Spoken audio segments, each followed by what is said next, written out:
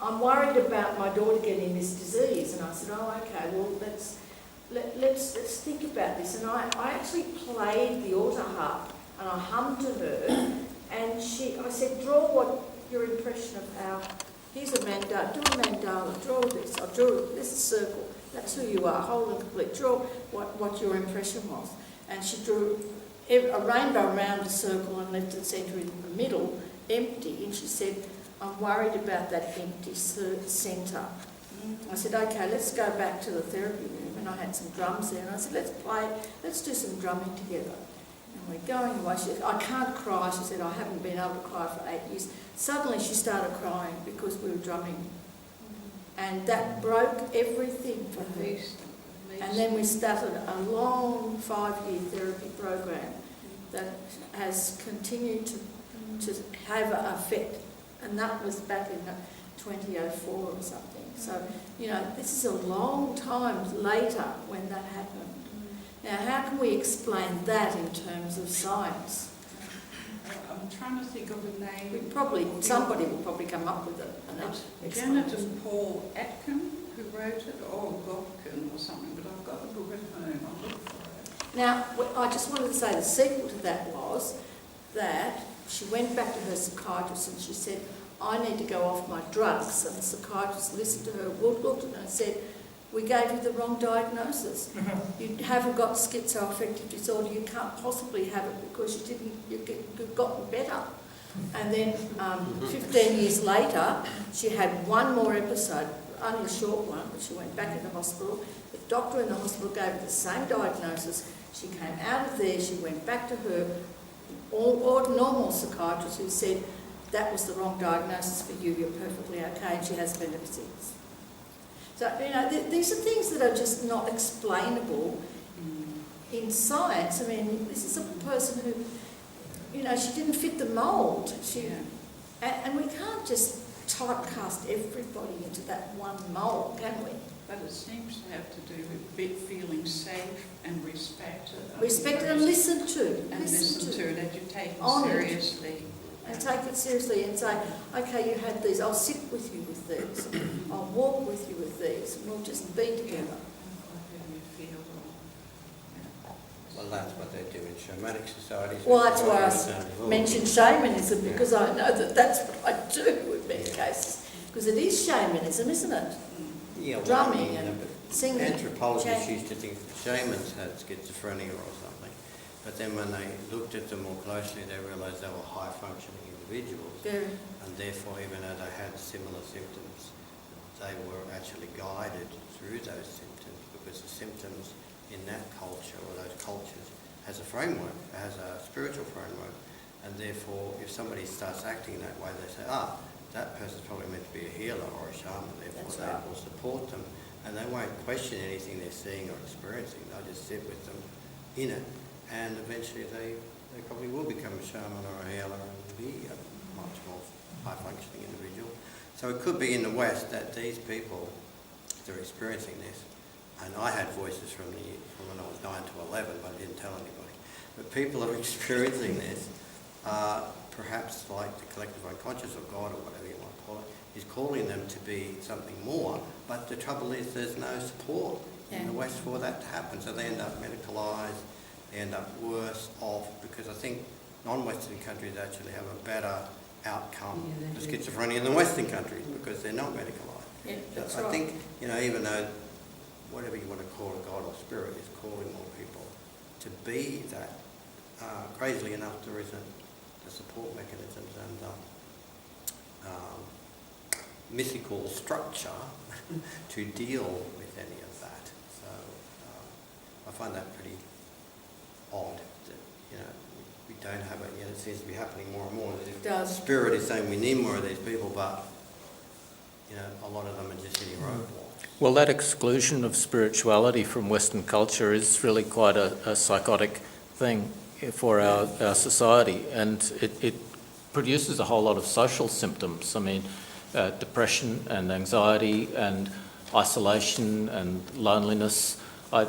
This sort of recognition of shamanism as a point of contact to a mysterious reality is something that's sort of partly touched on in institutional religion, but it's really suppressed and controlled, wherein the, I suppose, the pre-literate societies, that sort of approach was much more respected.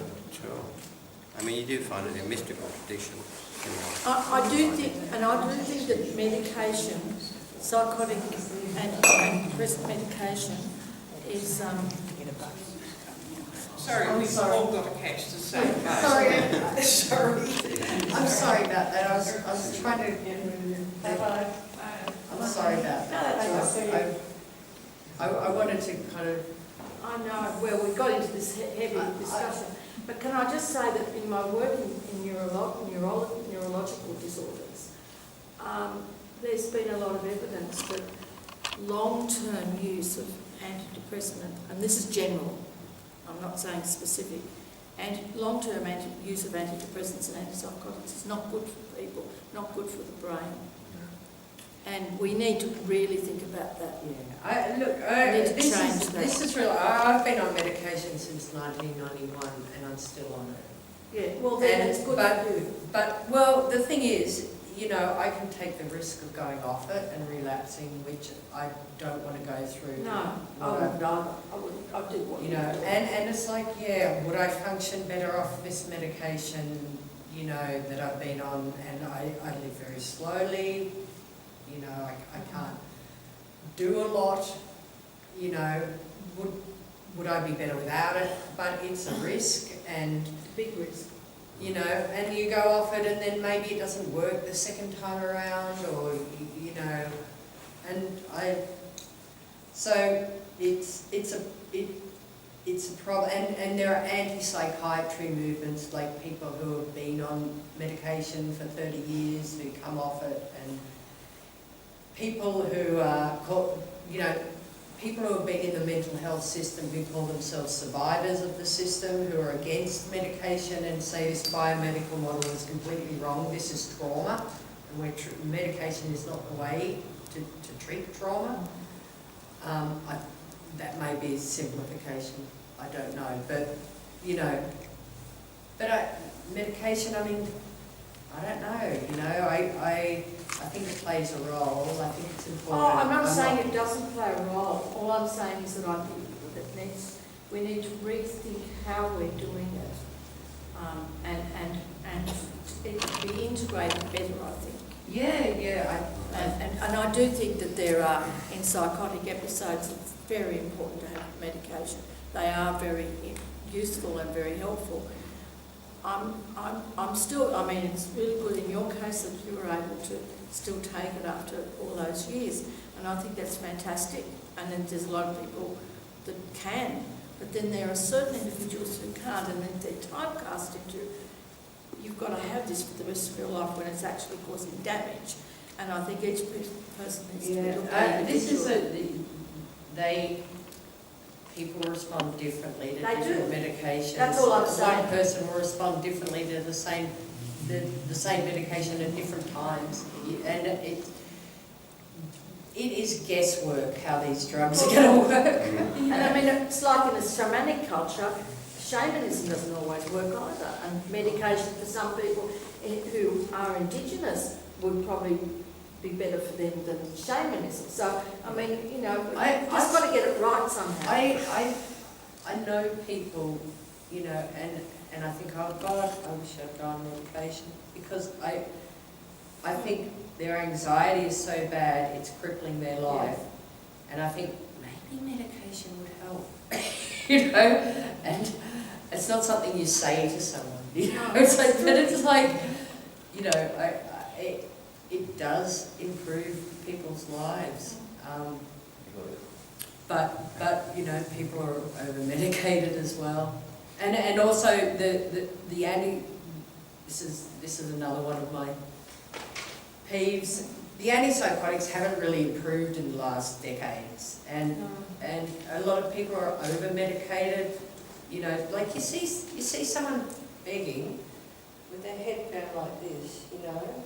Like, and you go and talk to that person, they're a normal person, just medicated to the eyeballs, That's right. you know, and if they Like a weren't, zombie. they could, you know, function, but the medication has side effects, and,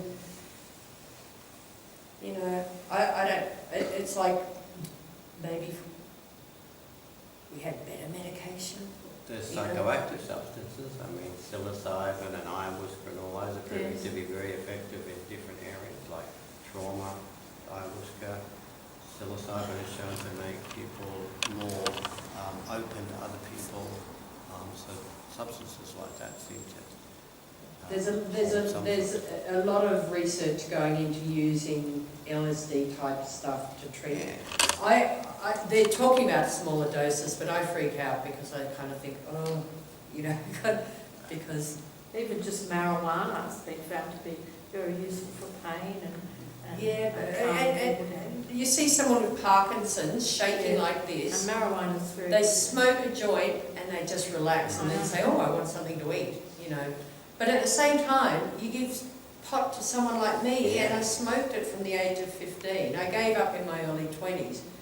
But I'm rocking in a ball, you know, paranoid like anything, and Well, that's right, You know. and it's all individual. But even in the Parkinson's field, I mean, they're against marijuana. You just don't mention it half the time.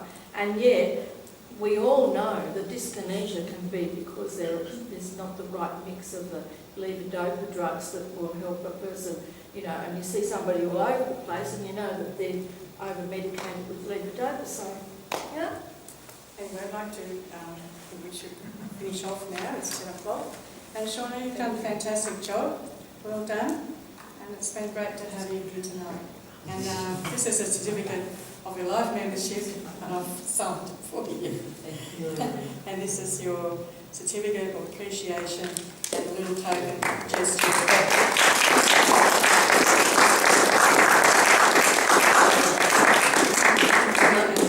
Maddie, you'll have you again next year for I just thank you, everyone. Thanks for being. Sorry, thank you for asking me, You've done well. and thank you because you know it was really nice. And you've kept me awake because Oh. I'm the world's worst. Come and talk to us again at the end of the year or next year Next year. about what you've discovered this year. Yeah. We'll